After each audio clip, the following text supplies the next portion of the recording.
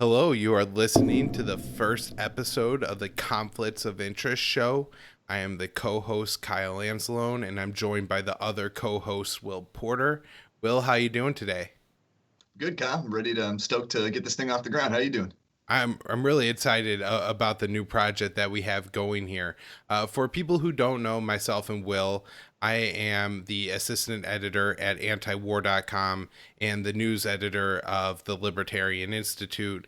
And Will is a writer at RT and has bylines at consortiumnews.com, antiwar.com, and the Libertarian Institute, where me and Will actually have a few shared bylines on some of the more detailed articles that we've written, some great Russiagate stuff.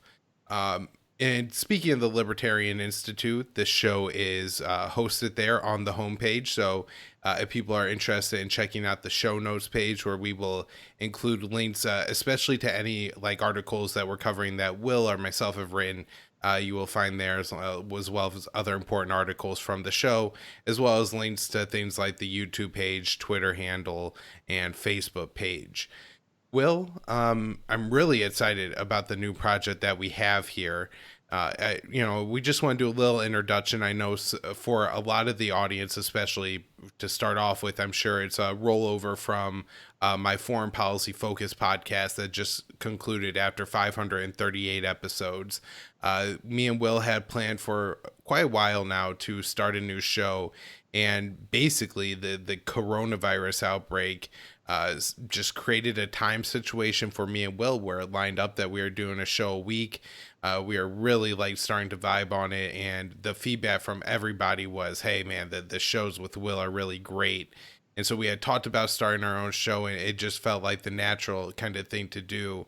And so not only is it an upgrade from Foreign Policy Focus because it includes Will as the full time co host, but it also is now video based, and we're going to do a thing where we like live stream the episode and then we'll edit it up a little bit, cut out any blanks, or if the video gets real bad or something, we'll clean it up. That way there's a real nice video version permanently on YouTube, and then we'll also release it as a podcast. And we're going to be sure that the content that we produce out, while the video will definitely enhance the product we're putting out, if people are just listening, they're going to get pretty much the same thing they got with Foreign Policy Focus. One of the really reasons I think people are going to like this show is because some of the skill set that me and Will have. We're both grew up with the internet and Google, and we're just really great at figuring out what's going on in the world from where we are, located in our various apartments and houses, in the United States. But detailed research, and I think since so much of what we research is found online, adding this video element is really going to allow us to share with everybody else just how right we are about everything and all of our detailed evidence, and really enhance what we're doing. So Will, I'll kick it over to you and just let you talk a little bit about the show. Yeah, sure. I mean, I agree with everything you said there. This for people who enjoyed what we did on Foreign Policy Focus, it won't be that different. A lot of the same subject matter, a lot of the same types of stories we'll be covering. We're certainly not going to stop covering the wars and the foreign policy stuff, just maybe with a little bit more of a broader scope, some more domestic stories. We've had a lot of civil unrest lately, a pandemic. So, it is, I think, appropriate to expand our scope a little bit. But people will still be getting a lot of the same things I think they liked about Foreign Policy Focus. We go into pretty good detail covering stories, but we also kind of keep it accessible and broad enough for a general audience to grasp. People who don't follow every little nook and cranny of a story can, this will be accessible for them. And another thing I, kind of pride myself on and pride our work, that we've done previously together on is just that it's been, fair and objective. And I think that's something that's kind of needed right now in a lot of, the news landscape, is people who really do just let the facts drive the analysis. And I think that is something you and I do exceptionally well here, and that we've done for a long time on Foreign Policy Focus. So, we'll be continuing to do that kind of stuff, just with a video element and a little bit more production value now. So I'm excited to get this thing going. Yeah, right. Well, that I always feel like is one of the great parts about being a libertarian. And, if we do have bias, I'm sure at times that, Sure. we're both libertarians, but, whenever you see a Biden and a Trump supporter, a Republican or a Democrat, conservative or a socialist, the Proud Boys or Antifa going at it, I always find it very easy to kind of be like, I don't really like any of you people, but let me tell you, this looks like what's happening here. And I know everybody just, mostly see this, what they want to see. We live at a time where we know from psychology that two people could look at the same thing, even if it's video, even if it's photographs, eyewitness testimony, all of that is very actually, based on the person, and people could come to different conclusions. And so, I think one of the things we try to do is not always be certain when we're not certain. And, I thought that we did an excellent job with the last episode of Foreign Policy Focus, which I'll go ahead and link to in the show notes page, where we really break down the Kyle Rittenhouse shooting and just explain like, hey, look, there's still like unknown information here. And while, this is what the, current information shows, can't draw conclusions unless you have it all. Can't say for certain. But at the same time, I think we like every detail that people are still questioning right now and trying to sort out. We had like it all broken down and did a very nice job of like presenting the evidence that is known in that case. And so I'm very excited to do more work like that with you. And Yeah, absolutely. I guess the last thing I will just note is for people looking to access the show, make sure you subscribe to the YouTube page, just because the more subscribers you have on YouTube, the better the site treats you, and you get access to more features and stuff that we're looking and hoping to use in the near future. Right now, we'll put the show out in audio form, and most of it will end up on the old Foreign Policy Focus podcast feeds. A lot of different services like Spotify or iHeartRadio require a couple episodes in the bank before they'll approve you. And so we'll keep announcing it on the show. Hey, go ahead, foreign policy or conflicts of interest is on iTunes. Don't subscribe to the Foreign Policy Focus feed anymore. Just do that one. But for now, we will keep those feeds open. I'll keep the Libsyn feed open, and that way everybody could have access to the content. Easy to find right now, but definitely make sure you're checking out the YouTube page. Will, I think we should just get into it now and talk about what we have planned to talk about today. Right, let's do it.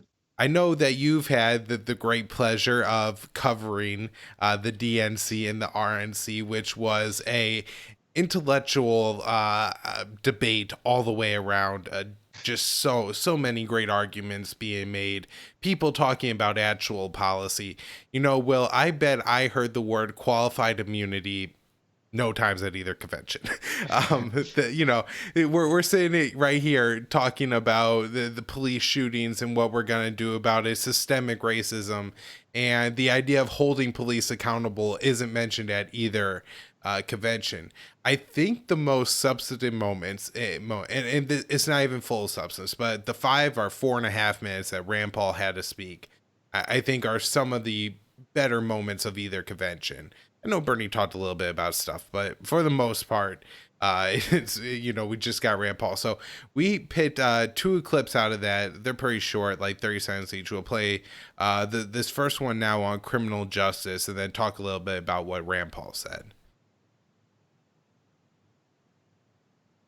Justice reform, President Trump actually signed the First Step Act, the first real reform in a generation, and one that sought to undo the harm that others, like Joe Biden, have done.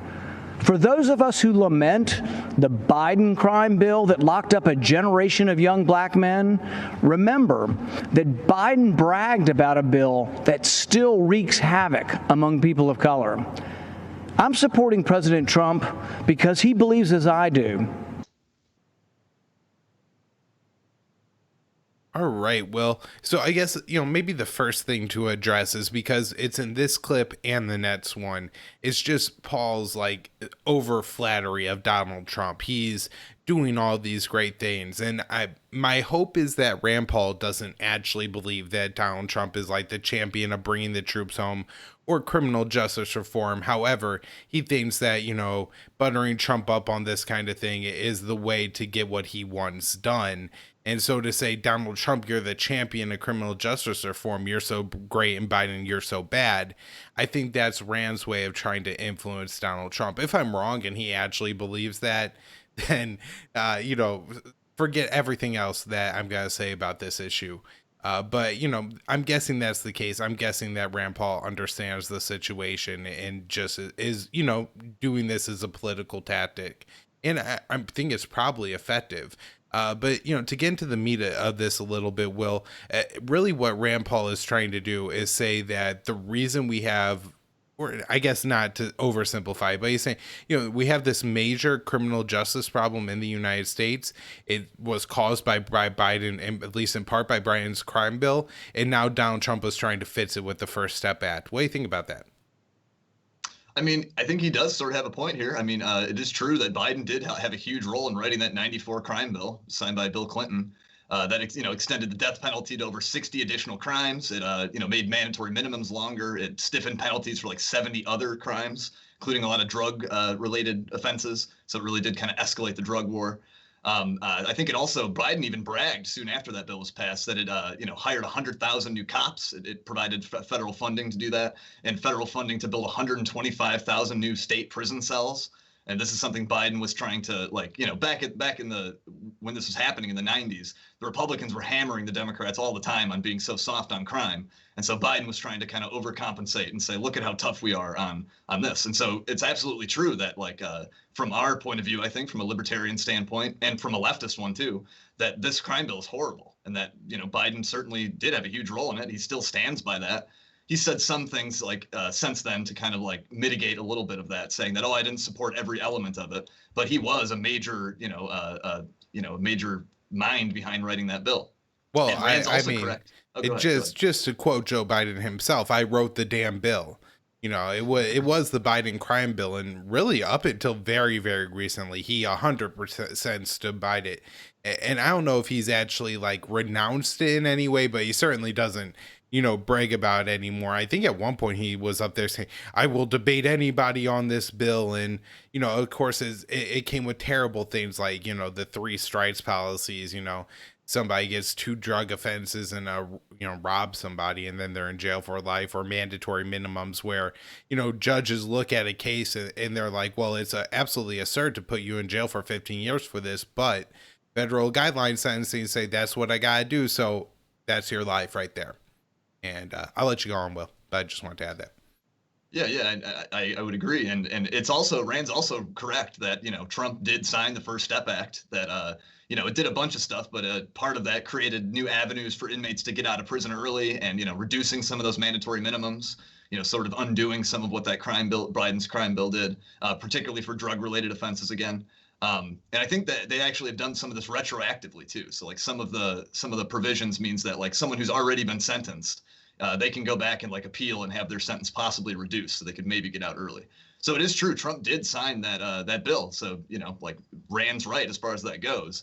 But just in terms the broader messaging here is a little weird and contradictory, because obviously Trump has been really running as the law and order guy in the context of the riots and civil unrest and stuff, which is a little different from systemic criminal justice reform. He could be, tough on the riots, but still be, a little better on the criminal justice stuff.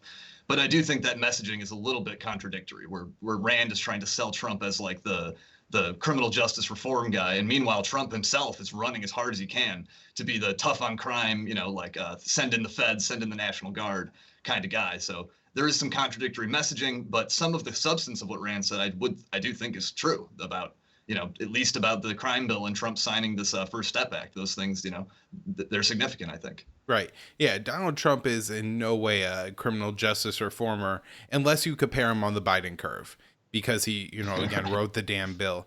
One interesting part, I guess, about all of this is, and I don't know what, it was the day after maybe that Rand Paul and his wife were leaving, I believe, a part of the Republican convention, or in some part downtown DC, because of the Republican convention.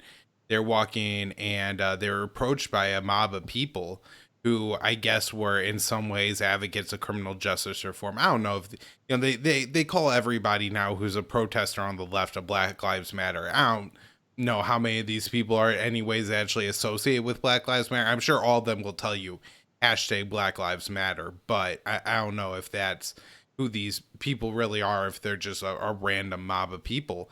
But, they're shouting at Rand Paul, say her name. And it's just the irony that Rand Paul wrote the Breonna Taylor ad. He's literally trying to say her name in the most like official way by the US government by putting her name on a piece of legislation that would prevent a situation like a Breonna Taylor killing happening again. I mean, this is real legislation. This is something that could be done. And look, I mean, it's not only the fault of the Democrats that this law hasn't been passed yet, but it's not like anybody on the left is trying to take up this and being like, hell yeah, let's do this. We need to do this right now. I'm sure if in, you know, Nancy Pelosi's whole performance with the Kente clause, she would have been like, yes, we need to pass this bill. I'm bringing it up in the House. It probably would have been passed the House by now. And I mean, if it passes the House, what, you have only a few senators that you need to flip, and you know, Rand Paul and I think it was like Cory Booker and Bernie Sanders are probably the three best on criminal justice in the Senate.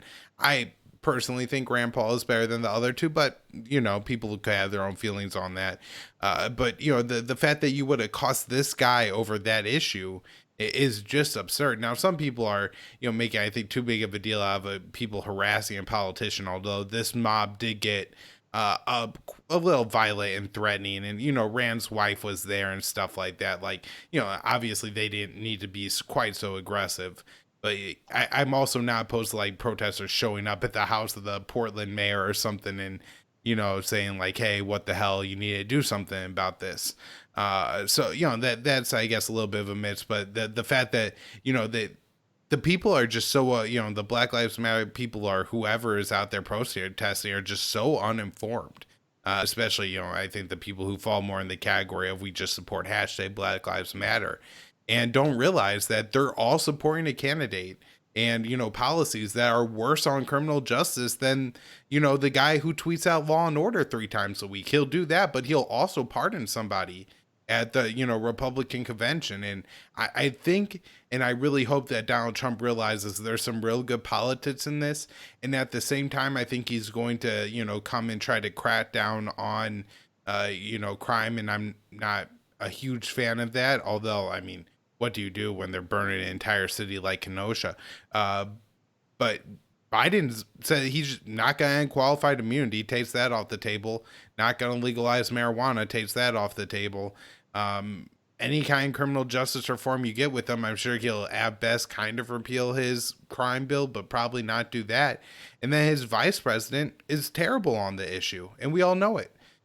You know, Kamala Harris leaving people in jail and, you know, thinking that they need to keep people in jail for, you know, use them as cheap labor to fight forest fires, and a guy on death row being clearly innocent, her keeping him there on a technicality. So, you know, if the Democrats had put up Bernie Sanders or Tulsi Gabbard or even Cory Booker, they could sit there and judge the hell out of Donald Trump for being bad on this issue, but they picked Joe Biden. So I feel like they kind of screwed themselves on this one.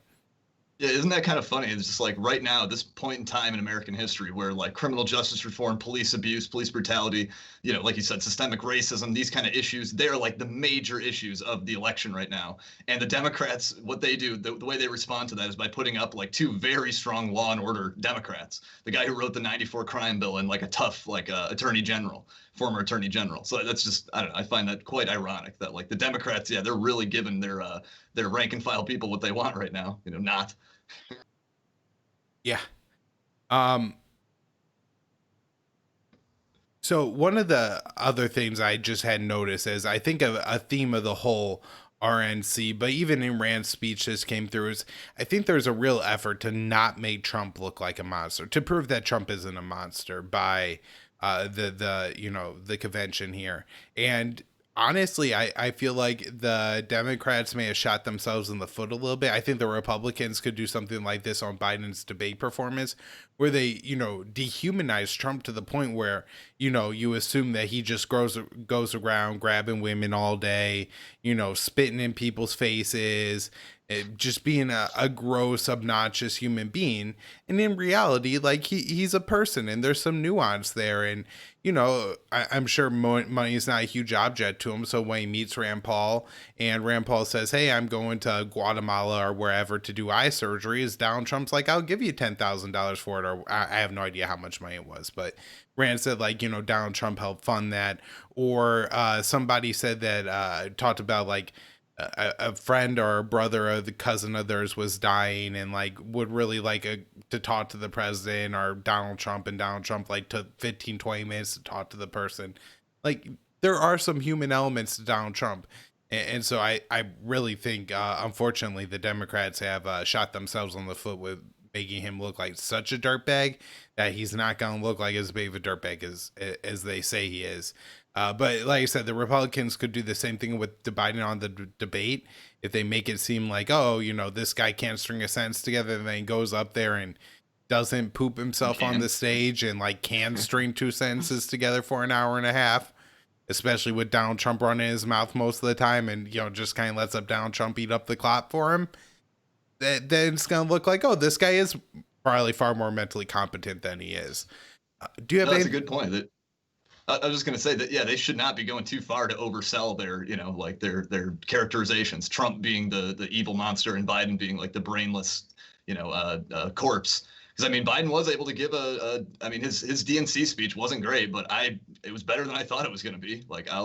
I saw even a lot of critics of Biden saying like, wow, that was a little better than I expected, that he actually was able to speak for 15 minutes straight. Although I don't think it was live, so it may have been like 4 or 5 takes. As we have found out recording trials for these shows, if it doesn't come out so good and it's just your own recording, you can delete it and try again. But let's move on to the second Rand clip here where he's talking some foreign policy. President Trump, with the disastrous record of Joe Biden, who has consistently called for more war. Joe Biden voted for the Iraq War, which President Trump has long called the worst geopolitical mistake of our generation.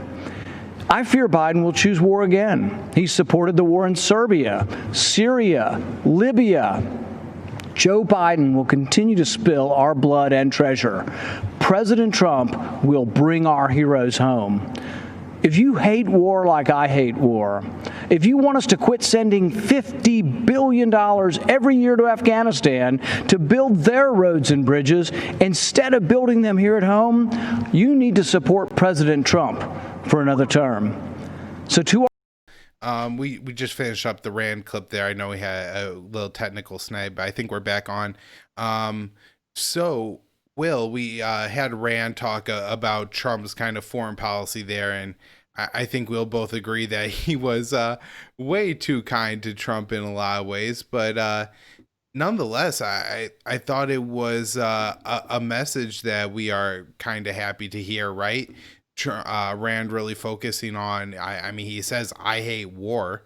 So that's definitely something to be said at a Republican convention. And, says that Donald Trump doesn't like war either. And so I saw a lot of positives in that. But what was your takeaway? Yeah, I mean, here Rand is like basically trying to sell Donald Trump as the anti-war candidate of this race. And I mean, like, at least looking at Biden's record, and some few other things, it's not totally clear that he's wrong. Like it's a little rich to try to say that Trump, after all that we've seen his time in administration, that he's actually an anti-war candidate. But I think at least like comparatively compared to Biden, like, it's not so clear that Rand is wrong. I mean, Biden has been on board with a lot of these wars and interventions. And Trump has started to wind down a few of those, Afghanistan in particular. So that is certainly true. And, but another thing to keep in mind, though, is Trump has escalated plenty, like as we've talked about on Foreign Policy Focus so much. So many of the things he's escalated in Somalia and Yemen and elsewhere. And some of the things he said he'd do, he hasn't done, like withdrawing troops from Syria. So it's not totally clear that Trump's a very good anti-war candidate, just maybe comparatively, he kind of is a little better than Biden on this question, or maybe. On the question of Iran, it's not totally clear. Like Biden very well could be better on Trump in terms of like the Iran deal and stuff. The Iran deal was part of Obama's legacy, and that's something that Biden constantly tries to attach himself to. And so Biden might be better on that question. And I will say too, it's a little gross. Like I think you kind of touched on this earlier. It's a little gross seeing Rand shilling just like so hard for Trump and saying like, really campaigning for him. But I think it is true that he doesn't want to burn his bridges with the Trump administration, and he's probably calculating. I think Dave Smith made a point on his show recently. He's probably calculating that a Donald Trump administration, Rand Paul is going to have way more sway with that than a Biden administration. That he's like, I don't really see Biden and Rand going golfing together or something, which he has done that with Trump. And so I can see why Rand doesn't why he's trying to, stay in Trump's good graces in case he does win here and he can continue to have some influence in the administration. Yeah, no, I mean, in some ways, it really does make sense. It just seems over the top, especially when he had so little time to talk, to say, like, you have to support the president. You need to support the president if you want to end wars. I mean, like, I get it if you got to say it once, right? Like, that's like the deal. You get 4 minutes to talk. You had to say, I'm going to support Trump twice. But, like, he says it, I think 5 times in all of this, which is obnoxious. So it was a lot to hear, but I think he made good points when he's actually talking substance. Joe Biden supports wars, although I felt like, I guess if he had more than 4 minutes to talk, maybe he could give him some more nuance to the fact that Joe Biden supported Libya. I think Iraq or, other things would have been a better example. I mean, he did go along with it. He was vice president. He could have quit, but I don't think it's right to characterize him as supporting it. So that, that was something that stood out. Another thing that, I caught my eye just, listening to this, and why I think Rand Paul, really made, if he believes that Donald Trump is playing on any wars, why he's just so wrong about it. In this article from Jason Ditz at Antiwar.com, titled Trump or Biden, Venezuela's opposition expects support. And it just says Juan Guaido, who's this random coup president in Venezuela, who nobody really supports, expects to get support from either Biden or Trump. In the coming election, we're going to keep up this regime change effort that's been so harmful to the Venezuelan people, the sanctions there. There's some estimates, 40,000. I think a UN expert said now 100,000 people possibly dead from the U.S. sanctions on Venezuela. And look, Biden's totally for it. In fact, when Bolton's book came out and it was that Trump was wavering on supporting Guaido or not, Biden's, at least whoever runs his Twitter account, because I don't even know if he has the password, but whoever runs his Twitter account was out there tweeting that, hey, Trump needs to be tougher on this issue. And, we would be in our administration. You get the same rhetoric about China, where Donald Trump is an insane hawk. The lunatics in his administration, like Pompeo, formerly Bolton, like influencers of the party, like Steve Bannon, are absolutely nuts about China. I've had Dave DeCamp on Foreign Policy Focus to talk about it quite a few times, just how rabid they are about this issue. And Biden's criticism is Donald Trump's been too easy on the Chinese Communist Party. So, there's not much better to expect with Biden. Now, Rand Paul in there points out Afghanistan in particular and Iraq, which are the two wars that we've had some news about recently. And it seems like Donald Trump is at least moving towards getting rid of troops versus adding them. I mean, I feel really tentative saying that, but I don't know, Will, I'll kind of let you jump in and add a little something here about what you think are like the prospects that Rand Paul would in some ways get his way and be able to help move Trump into getting out of these wars for good. Well, yeah, sure. I mean, we could. I think this might even be a good segue into because I think we have a story here we wanted to talk about Iraq. Yep. And I'm sorry, what was that? Yeah. Go for it. I switched the thing. Oh, sure. Yeah, so we've talked about this possibility on a recent show. Trump actually came out and floated this idea of removing some troops from Iraq recently. But the Pentagon now has come out and said that they will be withdrawing several thousand troops in Iraq over the next 2 or 3 months. And so, this does, I think, kind of maybe serve some of Rand's argument there. This is announced after he gave his RNC speech, so he wasn't even referring to this.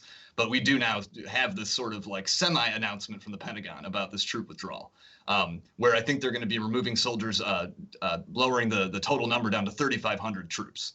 The Pentagon right now claims there are 5,200 soldiers in Iraq, which is that happens to be the troop cap, the level that we reached in an agreement between the U.S. and Iraq. But as Jason Ditz at Antiwar.com points out, that number has been at 5,200 for quite a while, and there have been several deployments. So it's probably even beyond 5,200. And so bringing the troop level down to 3,500 is even more of a big deal if we're removing even more, if it's even more than that 5,200 number that we're cutting down. So that I think that is a very promising development. The Pentagon is saying their argument is that the Iraqi military has like improved a lot and they can now take on ISIS on their own, the remnants of ISIS. And who knows if that's even true in terms of the military improving a lot. But I'm fine for them to use that as an excuse to leave. If you want to say that the Iraqi military has improved, like whatever BS you have to give, I'm fine with it. Just do it and get out of there. I don't think the White House, though, has actually like confirmed or announced it. They may have today, but the last I checked, they did not actually announce the pullout. What we had, though, was a report in the Wall Street Journal that originally cited anonymous sources, and then they got the Pentagon later to comment and to confirm the drawdown. So it does seem at least like, we have some confirmation that this is going to happen. And Trump did say, like I mentioned, after he recently met with the Iraqi Prime Minister, Mustafa al-Kadhimi, and he did say something about how we'd be pulling out troops shortly. But he kind of always says stuff like that, like, oh, yeah, we'll be getting out of there in no time, and then nothing happens. And now, though, it does seem like they are kind of making some moves on this. And perhaps that is part of his, campaigning. You would expect him to maybe sell it a little more and put it out there front and center more. But maybe he will in the coming weeks here, start bragging about how he's withdrawing troops from Iraq as well as Afghanistan. Right. So, one place where I think Trump is in a bit of a pickle here, in which he does with all of his foreign policy moves. And so while, at times, me and you have talked about on my show, foreign policy focus in the past, was, it seems like the guy kind of has an instinct for ending these wars, but like he never puts himself in a position to actually get it done.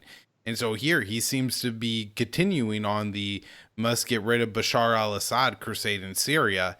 And I would imagine the U.S. occupation in, Syrian Kurdistan and then the areas east of the Euphrates River. I guess they continue with the Al-Tanaf base in southern Syria. But, that deployment in eastern Syria, I imagine, has to be relying upon, them being able to drive through Iraq there, through the desert.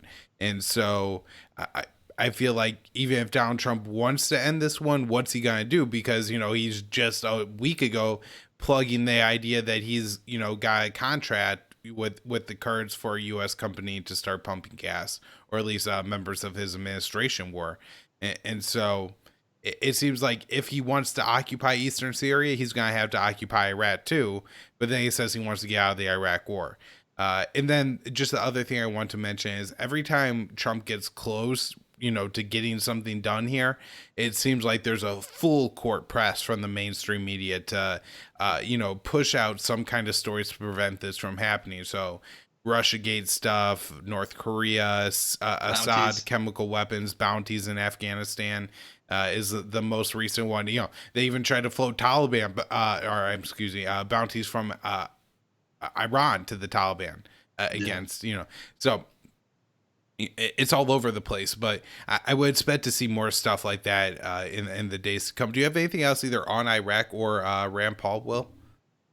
No, I would just say I think that is, that I think you're right that like in the coming weeks we probably will see more of like this full court, press about, how this is a move that's sure to please Vladimir Putin, the way they always have to frame seems like every time Trump does try to do something good in terms of foreign policy, that's exactly how they frame it. His withdrawal from Afghanistan, that was exactly how they framed that, and then the same thing with Syria, which that actually seemed to be successful, where they successfully kind of like scuttled that attempt to leave. Not just the media alone, but like this whole national security establishment of which the media is a part.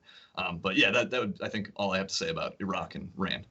All right. Well, as I alluded to a little bit earlier, we got this story here on China, and the Chinese military fired aircraft carrier killer missiles into the South China Sea as a warning to the U.S. We have an article here from the South China Morning Post, and it just kind of details that China's carrying out some more significant like naval war games and stuff in the South China Sea as a response to the U.S. actions there. So fill us in a little bit what's going on, Will.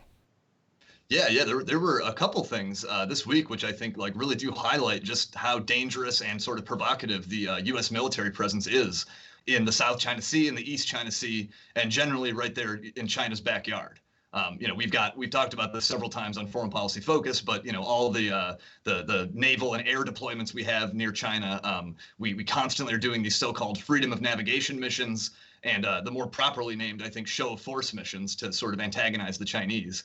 And this week we had, two things sort of in that category that I think really do underline just how provocative and dangerous this can be. So on Tuesday, we had the Pentagon flying just one U-2 spy plane in this coast. It's sort of like it's almost like their Gulf of Mexico or something, like really right there next to the Chinese territory. And that's where we have the spy plane flying, and no less in a restricted zone during a live fire exercise.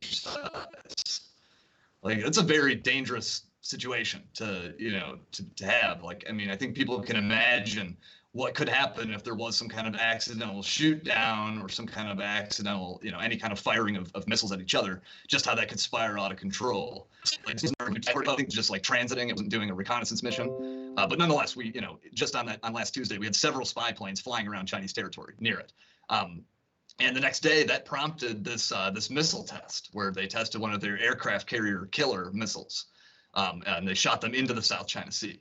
And they did that right around the Paracel Islands, which are like a disputed island chain that, China and Vietnam and a few other countries claim. But the U.S. backs pretty much everyone else's claims against China. Like, they don't care who else. Like, I don't think they care who else gets it, as long as it's not the Chinese or Beijing. But a lot of people have been interpreting, myself included. I tend to think this missile test was meant to send some kind of message to Washington because of all these, show of force and freedom of navigation missions and all this other kind of stuff.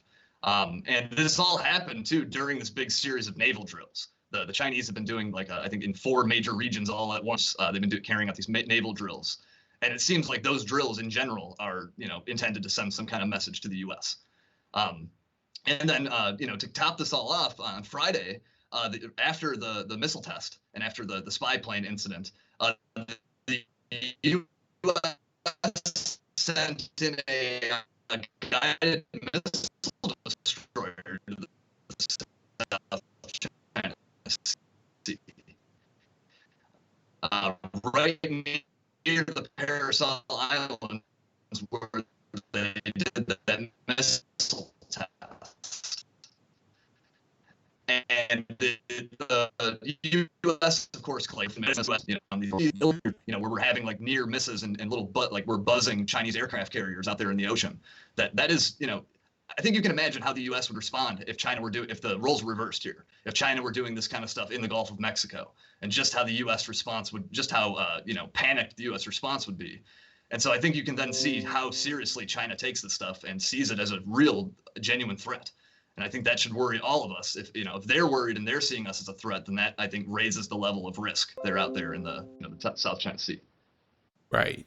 Yeah, that all makes a lot of sense, Will, why China would see it that way and kind of where the current actions in the region have been leading us. I read this week that the U.S. was planning talks in September and October with Japan, India, and Australia, which is, quite, some significant states that essentially surround, China navally on 3 sides there, and are real, other powers and, regional competitors to China.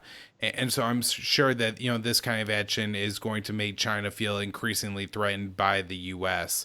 Let's move on and talk about what's been happening in Belarus, where there's, some talk of a color-coded revolution. Maybe not so much, says somebody like Gilbert Dottero, but the U.S. is, sticking their toes into the water. And let's just talk about what has been happening there. Yeah, sure. So, people are maybe still catching up a little bit. Belarus just recently, in early August, had a presidential election where the incumbent, Alexander Lukashenko, who's been there in office for like 25 years now, since 1994. I think he was actually the first actual president in post-Soviet Belarus, and now he's been the only president there. And so this election early this month, he won like a massive 80% landslide victory, or at least that's what the official vote tally showed. And the opposition aren't buying it. They're claiming this is BS. This is all completely rigged. And so they've come out in quite large numbers to protest this election and say that this vote is rigged and this is BS. This guy did not actually win. And so these protests have been held in the Capitol and elsewhere in the country, and the cops and security forces kind of responded to them with a heavy hand, and that sort of just made them even bigger and more, go on for even longer. And now I think that's become sort of, this seems to happen. This seems to be a pattern where people will protest over one initial issue, and then the police's response to those protests, that for the rest of the time becomes another issue. So like in Hong Kong, you had the protesters, one of their demands became drop the investigations you've had or the arrest or, the charges you've filed against some of the protesters, things like that. And so in Belarus, it's been similar, where now the opposition has been even more energized by the sort of heavy-handed police response. And the protests haven't stopped there. They're continuing. Actually, just today on Sunday, there was like a huge march in Minsk, in the capital. But they have sort of they've slightly died down since they began. So we do have ongoing demonstrations in Belarus. We do have ongoing demands for Lukashenko to step down. And he's been under quite a bit of pressure to do that from not only the opposition, but from a lot of other foreign countries too, where you have the EU and the US both questioning the vote tally and sort of floating the idea of sanctions if Lukashenko doesn't figure something out with the opposition.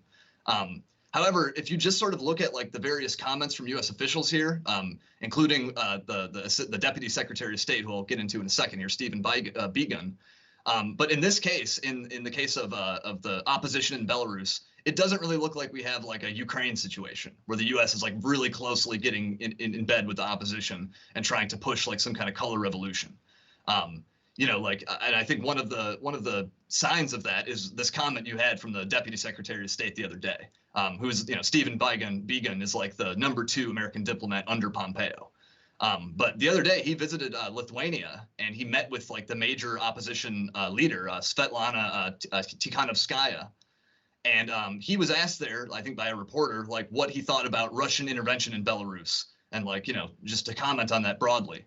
And he kind of he was given the opportunity to really take a swipe at Russia and to make all kinds of accusations, but he kind of didn't take it. He said that any meddling in Belarus would be unwelcome, but he says we haven't seen any signs of that. So I think that's an interesting kind of illustrates maybe some of the U.S. position here, because it's very different from the position the Obama administration was taking on Ukraine, where they're taking every possible opportunity they could to paint it as a U.S. versus Russia issue, and to kind of justify American intervention there, to say that, look, this other country is trying to take advantage of Ukraine. We have to kind of do our part now too to help them maintain their democracy or something. And that is not the stance that the U.S. seems to be taking on Belarus here in terms of the U.S. relation with Russia. And I think that was really illustrated by the Deputy Secretary of State the other day. Right. Yeah, I read an article on Antiwar.com, and Scott Horn interviewed Gilbert Doctorow, and the article was titled, Belarus isn't the Maidan. And part of the reason, as you point out, Lukashenko has been in office since, the fall of the Soviet Union, as the long-term Belarus leader, whereas in Ukraine, Yanukovych had already been removed when he was then removed again in 2014. And just the politics are all different in how much of a dependent Belarus is on Russia, and how that relationship works is just significantly different. And so I don't know, maybe if